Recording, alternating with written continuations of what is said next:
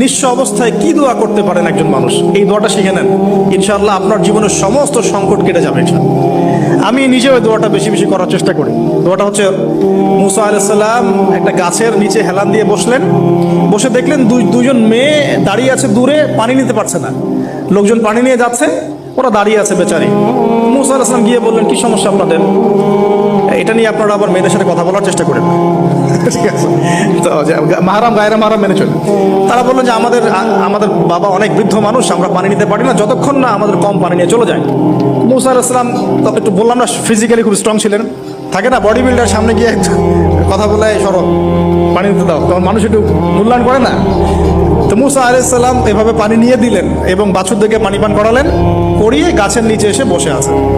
বসে বসে তিনি দোয়া করছেন, এই যে দোয়াটা তিনি দোয়া করছেন, রব্বি, একটা নেক কাজ করলেন, নেক কাজ করলেন না, মানুষের উপকার করলেন, নেক কাজ করে এসে গাছের নিচে বসে দোয়া করছেন, আল্লাহ এখানে তো আমার খাবার পানি বাসস্থান কিছুই নাই, আমি কি করব?